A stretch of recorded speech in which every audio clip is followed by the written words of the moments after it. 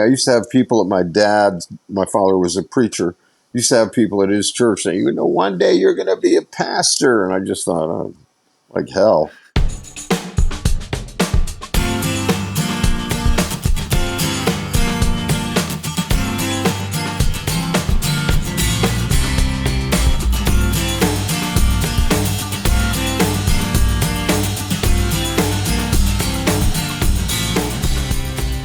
Welcome to True Tunes at 45 RPM, the short-form version of the ongoing conversation you'll hear on the True Tunes podcast and in the digital pages at truetunes.com. And now your host, John J. Thompson.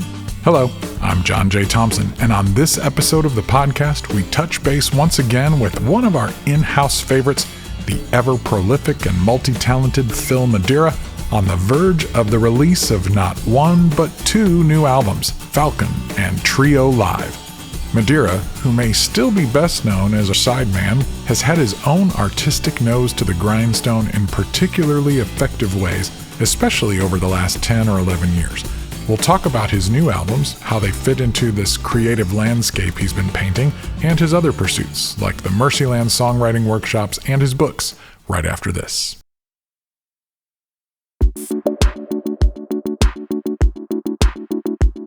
Hey, this is Ray, and I'm a Patreon backer of the True Tunes podcast. I have also left a rating and review of the show at Apple Podcasts. It wasn't that hard. It didn't cost me anything. But this show means a lot to me, and I know that reviews and ratings make a big difference when it comes to how and if others discover these conversations. Would you take a few minutes, maybe even while you're listening, but please not while you're driving, to leave a rating and review? Even if you don't listen on Apple Podcasts, the reviews posted there push out to podcast platforms all around the world. Oh, and take some time to tell your friends about the show. Let's drive those numbers up together. Thanks. And we're back. Phil joined me in the virtual True Tunes interview suite, so let's head there now.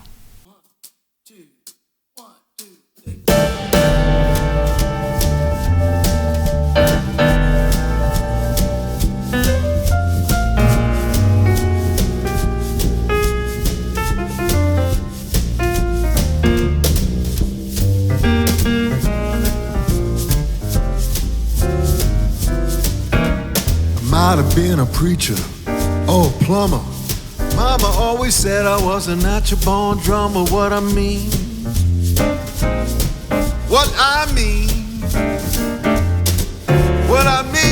child, is pay attention to your wide-eyed dream.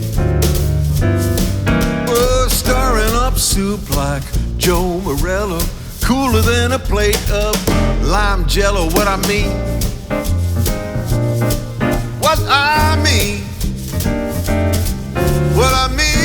child, is pay attention to your wide-eyed dream.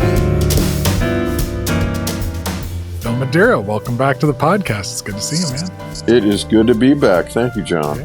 And you're actually flesh and blood. You're not a little action figure. It's wild. Into an action figure. It's a new thing for your career. Well, when I was doing the record cover, I found a 1/18th scale model of a Falcon the same year as mine. Of course, mine was a station wagon. This is a convertible. It's a little nicer than what I had. And so I thought, wow, this is great. And I had Ben Pearson photograph it. And then a friend of mine who lives in town has a thing called 3D Shrunk Nashville, something like this. And I went over and I got him to do this. God, where's the camera? Oh, man. Anyway, and it's amazing. You can even see what T-shirt I'm wearing. I brought my daughters over there with me, and I mean, it's amazing. It just looks like them. And then I had them do one of just the two of them that I gave their mom, Eleanor, for Christmas. So wow. It was expensive. Well, then when I kickstarted the Falcon record, and also the live record, I thought, well, why not? I might as well offer these figurines. Somebody's probably crazy enough, and I think like 5 people backed, to pay, I don't know, $150 for dashboard figurine of me, I suppose. Instead of having Jesus or Mary, they've got me. I think the expectations of having me on your dashboard is actually, you have a more reasonable expectation of failure. If you're going to have a graven image, let it be of Phil Madeira. Instead of having with me, it's like your expectations are so low. Dear Phil, could you remember me today? Well, he didn't remember me, but that's just Phil.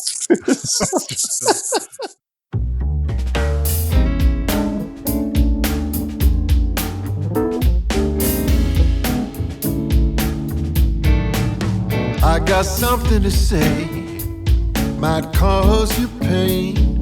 If I catch you talking to that boy again, I'm gonna let you down and leave you flat. Because I told you before, oh, you can't do that.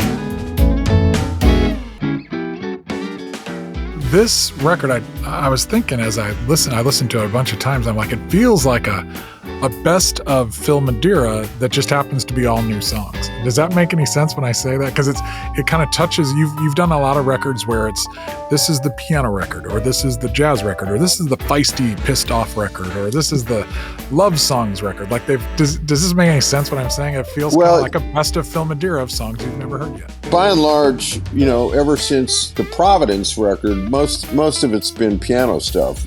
Before that, Off Kilter, Three Horseshoes, PM, Motorcycle, those were all guitar-oriented records. I loved playing out because it was just an acoustic guitar. I didn't have to worry about dragging a keyboard until Providence, and Providence really actually opened the world for me, and it was really a celebration of falling back in love with the piano. But this record, Falcon, you're right in a lot of ways, John, because it's mostly piano-oriented.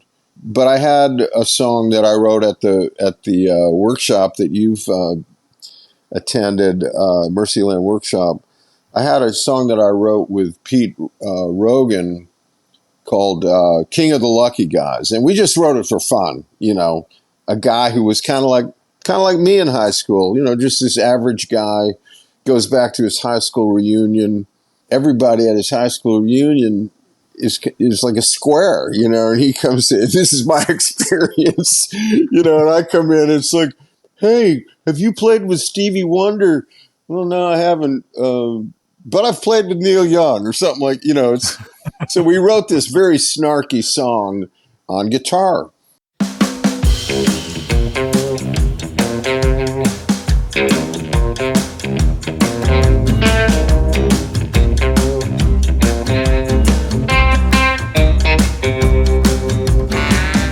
I was born at the top of the heap, a few rungs down, but I ain't losing sleep. I always knew that I wasn't top drawer, but for all of the experts that are keeping score, I'm the king. I'm the king. I'm the king. I'm the king. I'm the king. Oh, I'm the king of the lucky guys. But yeah, you're kind of right. There's only one song that has been heard before, but not by me, and that's Maybe, that Garth Brooks recorded and that Alison Krauss recorded. Yesterday the odds were stacked in favor of my expectations, flying above the rest, never falling from the nest. Tuesday came and went, and now I'm in a little situation. Maybe it's for the best. I can live alone, I guess. Maybe I can stand alone. Maybe I'm strong.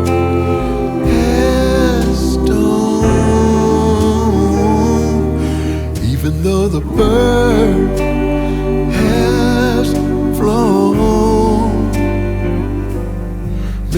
to fly on home.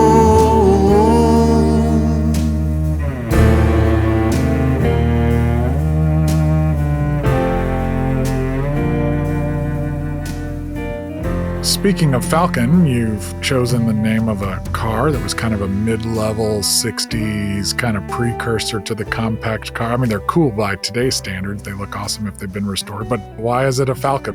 When I started working on this record, I realized that a lot of the lyrics were looking back. Like they were looking back. Like there's a line in one of the songs, I saw Dylan and the band back in 1974. Just little lines like this. Well, it's an old rusted out Falcon wagon that my mother bought for $150 for me to drive from Rhode Island out to Indiana where I was in college. That turned into my little chariot in terms of not only to an adventure to see my heroes, Bob Dylan and the band, and other stuff, little gigs here and there, but eventually it took me to upstate New York when I joined Phil Keaggy's band. And after that, that's when I got rid of that car. But originally I thought about calling the record Indiana, because so much of the, there were probably at least 3 songs that either reference Indiana or it's literally where the action of the song takes place. And I was driving out to Memphis with Steve Hindalong and playing him the roughs that I had at that point. And he thought the name Indiana was boring. And he reminded me that Jennifer Knapp had just done a record called Kansas, and Sufjan has Illinois, Right. And so I started thinking about it, and somehow I realized what a beautiful word Falcon actually is, because it evokes adventure and flight and going somewhere, even though this old car, it did pretty well for what it was. But it's shabby. Yeah. But then I realized, and so I remember talking to Steve. I said, I think I've got the title. And he's like, what's that? I said, Falcon. He's like, that's it, So yeah. Pretty simple. You and I met at a Methodist school where the corn grew sky high and the iron fist ruled. They tried to keep us in line, as straight as the rows of the ruts farmers plowed, where seedlings would grow. Couldn't drink, smoke, or dance, or they'd kick your ass out. There were rules against everything living's about.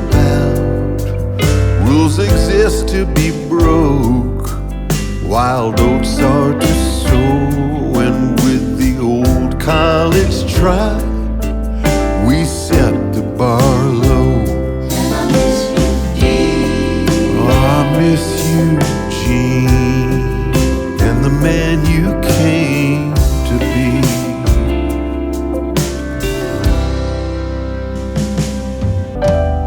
As you chose the songs for this and it was coming together, was there kind of a story? It feels like there's a loosely narrative kind of arc. I think it's a good assumption about any of my records. Most of the material is coming out of real life. All good fiction, well, you just wrote some great fiction. All good fiction is going to come from real life. And so with the Falcon record, something like the very first track, Impatience, where I'm saying, there's a song I wish I'd never sung. There's a note I wish I'd never written. That came out of a real place. And of course, you really like a song to hit a person, however they need to have it hit, That song was written because Jenny, my sweet girlfriend, was listening to some old song I'd written for some old girlfriend, and it made her sad. I said, I like to think that all these songs that I wrote were just written in the hope of finding someone as wonderful as her. But she was so sad about that song that I'd written to somebody else, I came home and I just thought, you know what? I wish I hadn't written this verse that is kind of embarrassing for me to listen to now, you know. Wish I hadn't written that note.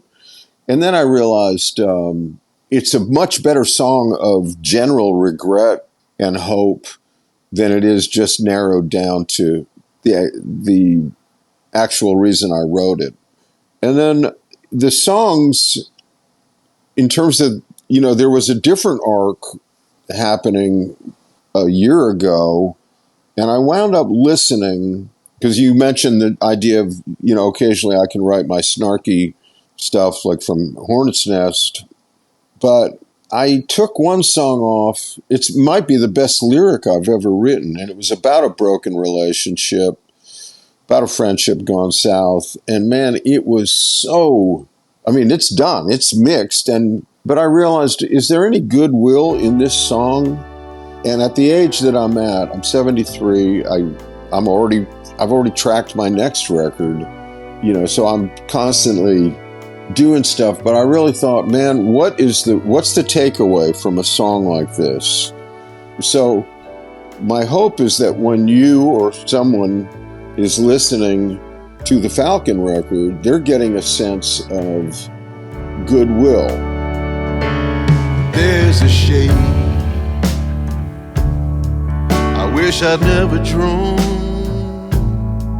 I should have left that empty canvas wait until another dawn, where the morning sun would frame the only one who was worthy of the waiting, but I jumped the gun. There's a shade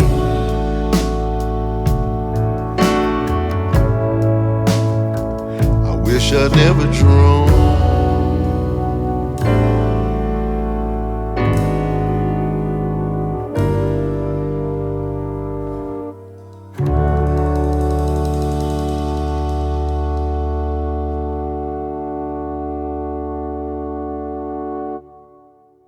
It seems like you're doing a lot more personal work. Like you're focusing in on yourself and what you're going through and what you're working on internally.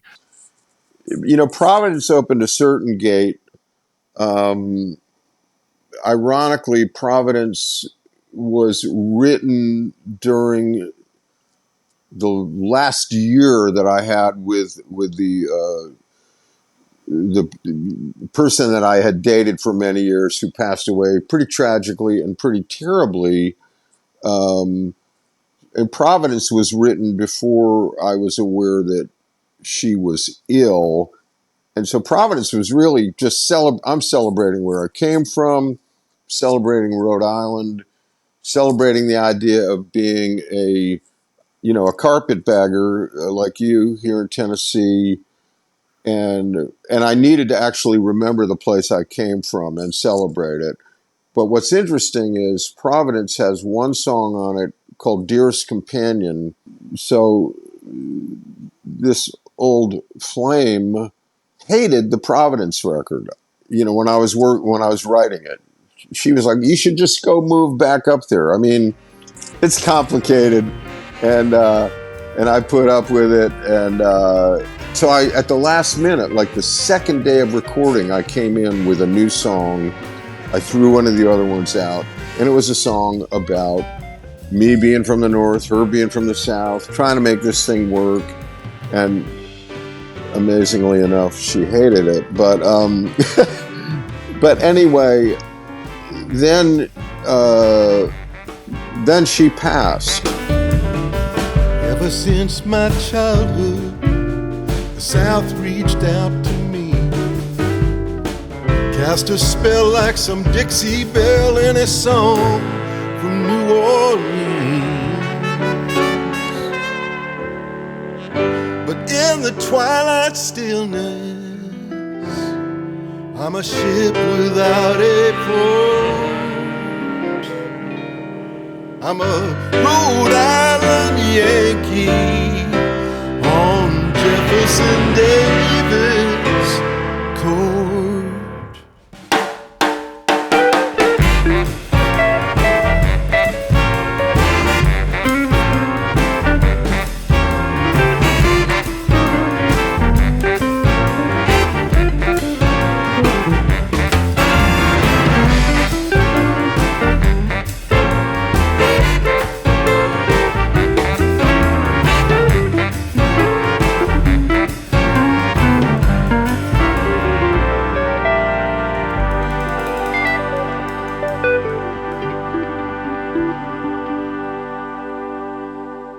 Then I actually wrote but did not record Hornet's Nest during her departure, which was excruciatingly painful and cruel.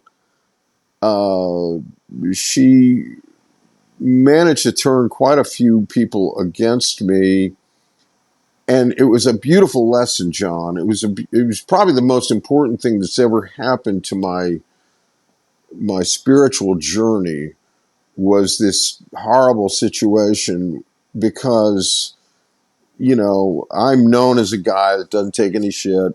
I'm known as a guy that's going to be in your face. I'm probably more known as that than I actually am.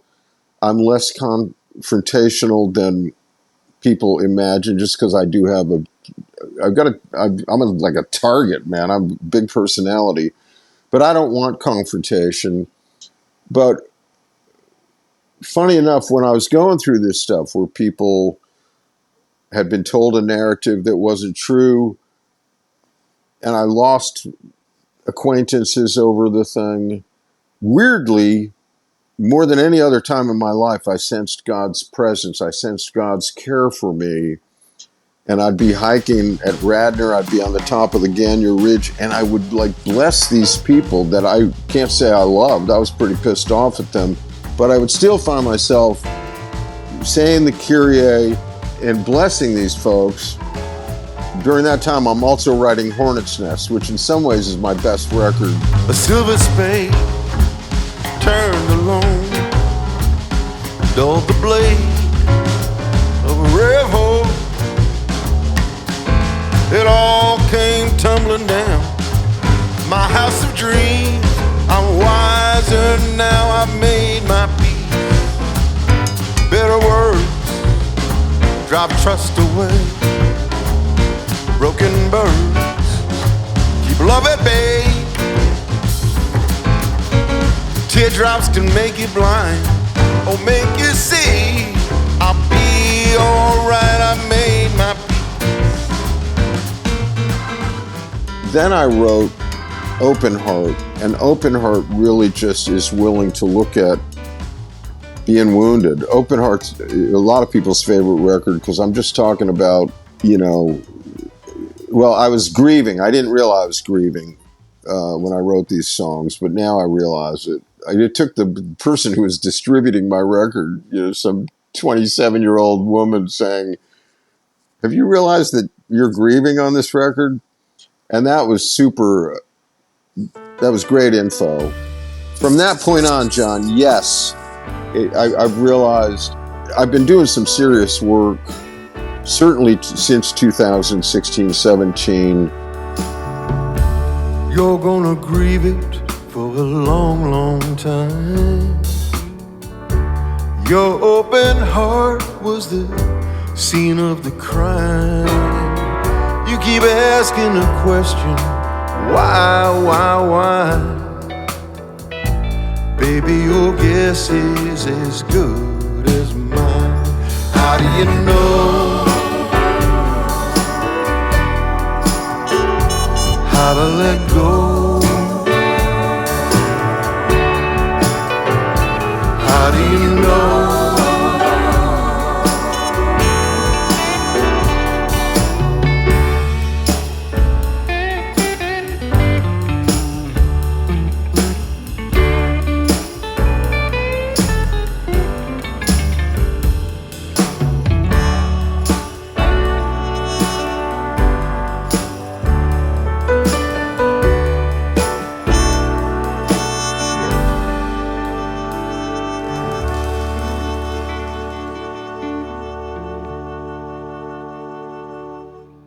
Then all of a sudden, this wonderful woman, Jenny Littleton, comes into my life in 2020.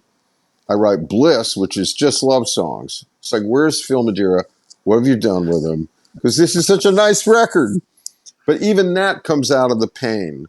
Like, the good stuff comes out of the bad stuff. Yeah. The good music, the good art. It's not, even though I wrote Bliss because I was in a state of bliss, I still maintain, had I not walked through the valley of the shadow, right, had I not walked on some coals, I couldn't have written that music. Somehow I was saying thank you. Somehow during the whole process I was saying thank you, even in the worst of it.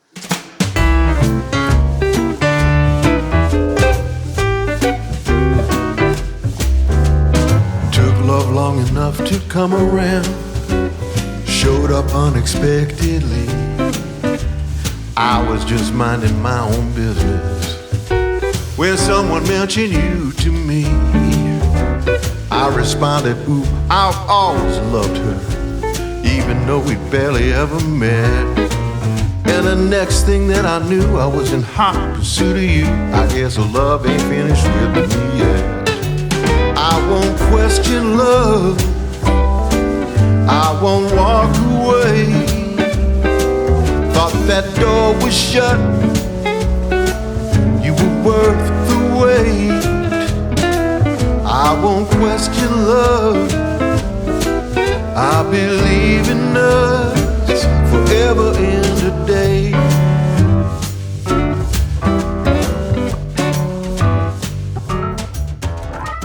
Then after Bliss, I just did the Funky Covers record just for fun, and I made the Ascendance record. And then, meanwhile, all this stuff was coming together. This record took a while to be made. But at the end, that's what I want people to walk. It's not like I won't sing another, song that says, get bent again.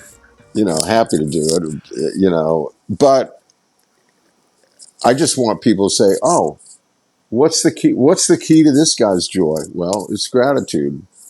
Well, I want to explore that.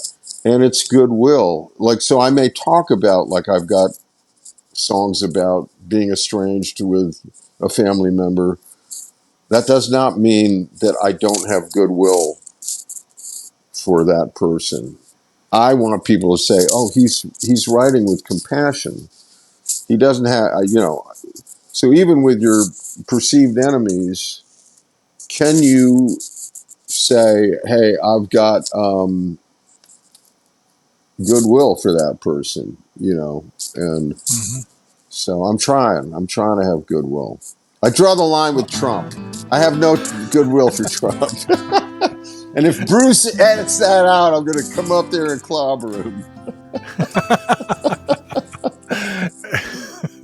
Alice at the Atlantic, watching the waves toss and curl, staring into the horizon, an angel at the end of the world. Alice at the ocean gigantic, calling her name shore to shore. Hear it resounding forever, like my love for you, little girl. It goes on past the end of the world.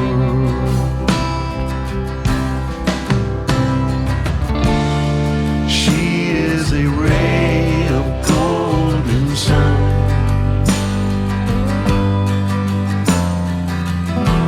that shines her light on everyone.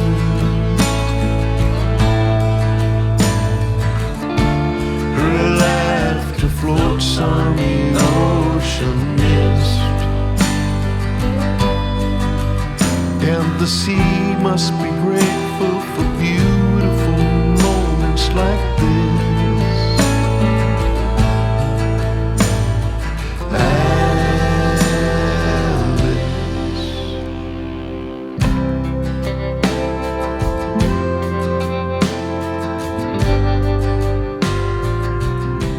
Don't go away.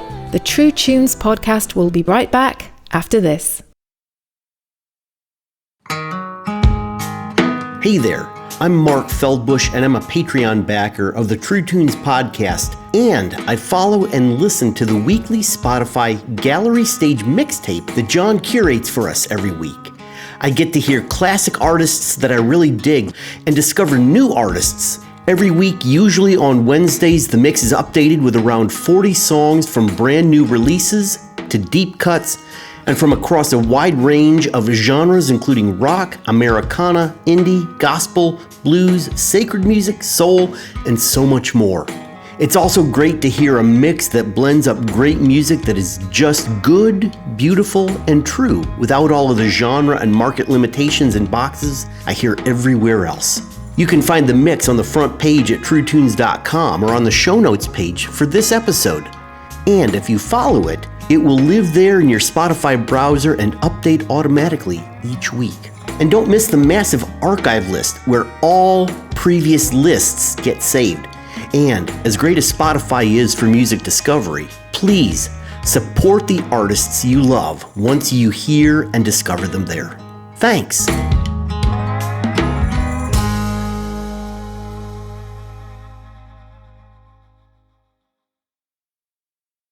We're back with the True Tunes podcast.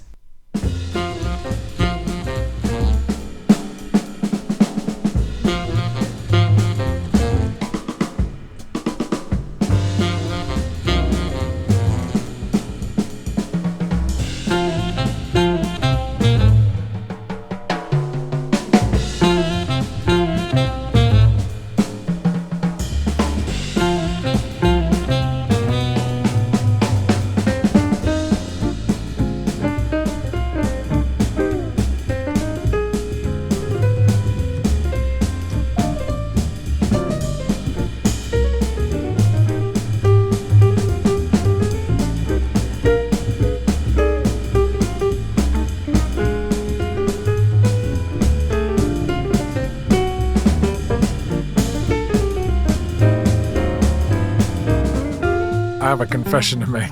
When I heard The Last Thing, I laughed like at the beginning because I thought it was a Smart Alex song. Like I thought I know you so well that you know me. I thought it was a dig. Like I thought it was, sarcastically saying that. And then I realized, oh no, this is actually a sweet song. Like I've wondered the same thing because no one ever actually says to someone literally, the last thing that I want to see is you. They say it with the same inflection you momentarily ago said it. The last thing I want to see is you. Right. I don't see anything else. But, and I love referring to Jesus in there and saying, one day I'll touch his garment. In fact, they may be true, but the last thing I want to see is you. I felt the touch of redemption when I was wet behind the ears. It's held on to my heart and soul, been with me all these years. They say one day I'll touch his garment. In fact, that may be true, but the last thing that I wanna touch is you. The first time we met, I couldn't recognize that one day I'd see a shining light in the window of your eyes. When I hear that angel coming to take me into the blue, the last thing that I wanna see is you.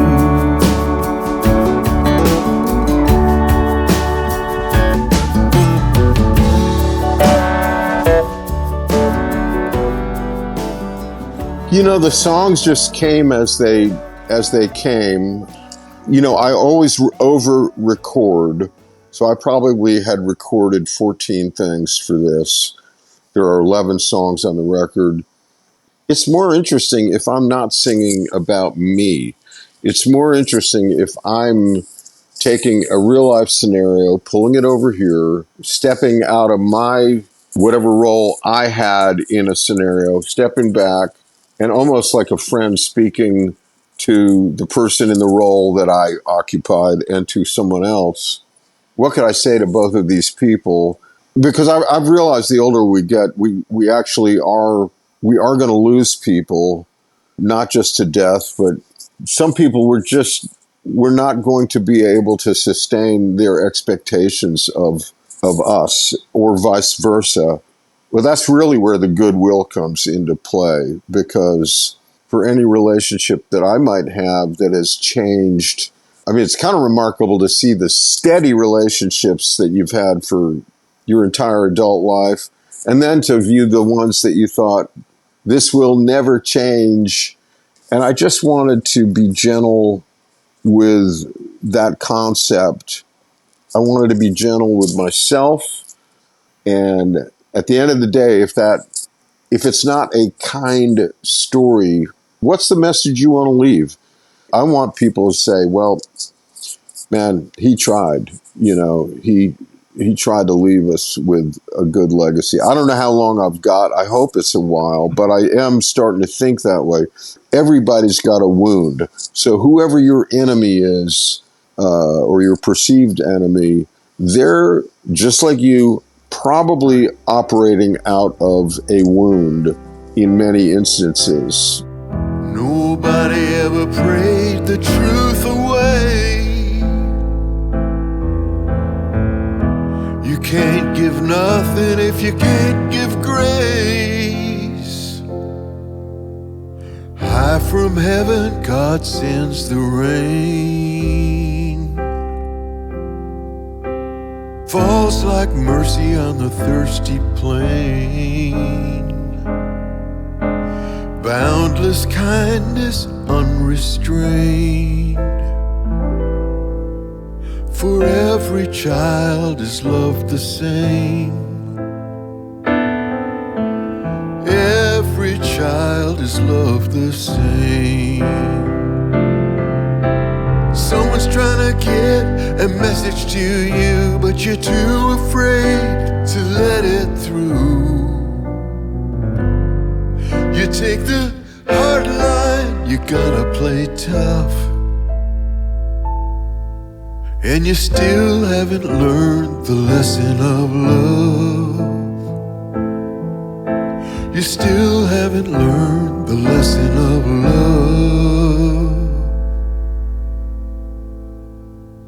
You still haven't learned the lesson of love.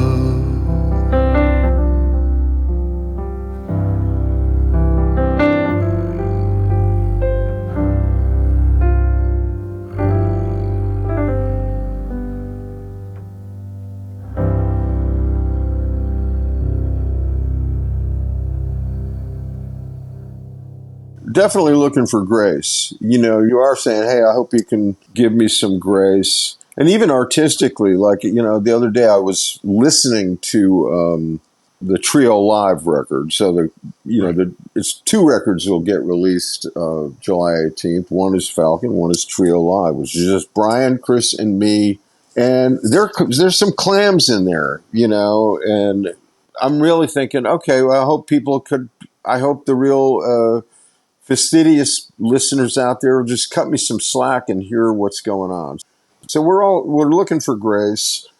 Sometimes I get so tired worrying about the way it'll be when all my hair takes a lifetime leave, exposing a more brilliant me. And will you mind being blinded by the reflected light? Will you wear sunglasses every time I'm with you, even at night? I hope that your love is strong, whether I'm hairy or not. So please don't ask me to buy a wig to cover my 4-inch part. When some of us, especially music snobs, when they hear young people doing what they would call like journal music, it's all very personal and introspective, and this is how I feel, and oh, my heart's broken, they dismiss it, or they think, and I think that's just because those people haven't lived as long, and so the stories aren't as interesting, or maybe they're a little bit more two-dimensional, but they're doing the same thing. You've just had more miles, and I think we just need to give younger artists a chance to develop, but I think that their instincts are probably right. how old was Jackson Browne, when he was writing? Well, that's true. Right. That stuff. And so, and he was really he was one of my major influences when I was 19 or 20 years old. And so I was writing what was important to me, back then. But back then, what's important, what's on the horizon? Well, you want the girl that you like to like you. You want, you're short-sighted. You're not realizing that, of course, Jackson Browne was writing about death. The Beatles were writing about death. But if you weren't experiencing those things, then you're writing about, I want the girl, I want the car. And at this age, it's like, I want to leave, I'm going to leave. I hope it's not for another 2 decades, but I want to leave well. I want to be remembered well. And that's a theme for me as well. There's a song on the live record that Red Dirt Boys have already done called All Saints Day, which is, it's really my statement to my kids. Hey, so when I go, forgive the stuff I left undone.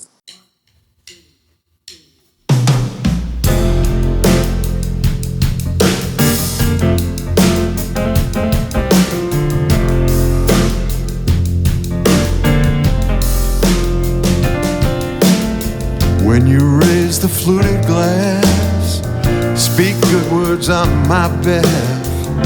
Short and sweet, I always say, I meant no harm to anyone. Forgive the deeds I left undone. Bring me flowers on All Saints Day. Child of mine, it's alright. Bring me flowers on All Saints Day. The Mercyland Writing Camp Community Retreat. Do you feel that the years of doing this, where you create a space of community and people come together and write, you write with them, they write with each other, how has that experience of writing with people who come from all different levels of craftsmanship, how has that kind of community impacted you as an artist, and how have you impacted those people? Well, it's funny, when I started doing this, when I started doing my own workshop, I had done other people's, but when I started Mercyland, which I think has been going for 11 years now, to me it was like, okay, this might be another income source. Why not? I'm being hired by other people to come do their workshops. Why don't I just have my own? But it was very clear right away. The potential for community was there. And the first person who came to Mercyland 11 years ago still comes. Not only that, but he, Jonathan Richardson, met his wife, Cindy Morgan, at Mercyland, and I married them in North Carolina, where we do the workshop, and a bunch of Mercylanders were there. So it's really been over the last 3 or 4 years that I've realized, okay, somehow people are getting something here that they're not getting elsewhere. I never intended to have a community, my community or something. But it's funny, I used to have people at my father was a preacher, used to have people at his church saying, one day you're going to be a pastor. And I just thought, oh, like hell. And ironically, I realized that there is a lot of pastoral behavior that's required of me. And it is fun. It is fun to have songs. There was a song on the Mercyland Christmas record that Steve Hindalong wrote at Mercyland with 2 housewives, so you just never know. It's a great snapshot of the diversity that there can be out there, and that something can bring diverse people together and they can speak into each other's process, and new things can come out of that. And that's a beautiful thing about art and music. So you just did it in Ireland, and you got another one coming up this summer here in the States? Yeah, a couple of weeks, one here in Nashville. We just did our 3rd annual there, so we'll be doing that next April probably, and Sammy Horner and me. So it's a great thing. I'm gonna pick up my hammer, sharpen my saw. I'm dusting off the blueprint that lays down the law. Walls are coming down with the pictures in a hall. Before I build it up, I'm gonna need a wrecking ball. I'm working at my own pace, fixing up this old place, putting on a new face. Gonna take a few days, working at my own pace, fixing up this old place, putting on a new face. But I'm working at my own pace. But I'm working at my own pace. Yeah, I'm working at my own pace.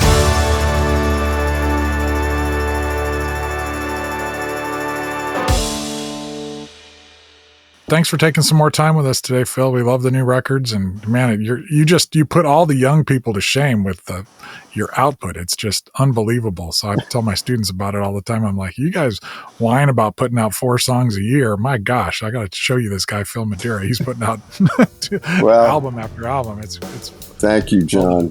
Thanks so much. I love what you're doing. Love the show. And say hey to Michelle. All right, will do. Peace, man. All right. Peace, bro. The fortune I bequeath, don't spare. Pass it to your heirs and theirs. You can't give too much love. Hey. I'm gonna fade like an old photograph as generations come to pass. Bring me flowers on All Saints Day. Child of mine, it's alright. Bring me flowers on All Saints Day. Child of mine, it's alright. Bring me flowers on All Saints Day. Well, bring me flowers on All Saints Day.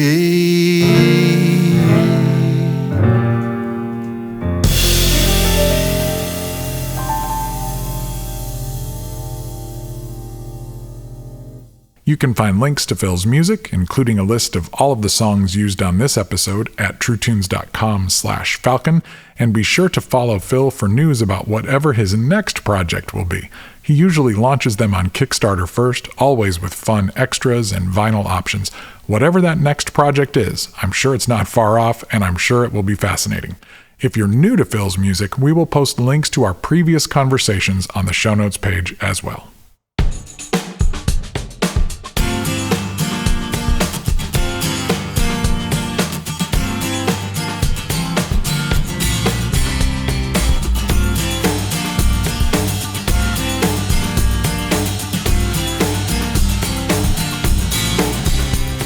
The Runout Groove is coming, and that means it's time to go.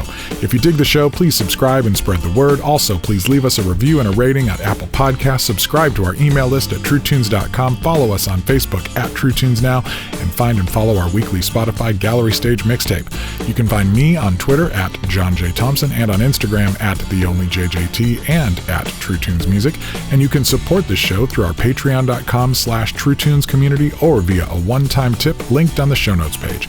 Tell your friends about the show, post it on your socials, and let us know what you think. Thanks. This podcast is produced by John J. Thompson and Bruce A. Brown for Gyroscope Productions and is intended for the private use of our listening audience. The contents are protected by US copyright law and are the intellectual property of Gyroscope Productions, with the exception of songs or clips that are from previously copywritten materials. Everything on this episode is used by permission or under fair use provisions. Thanks for listening. Cheers. We'll see you next time.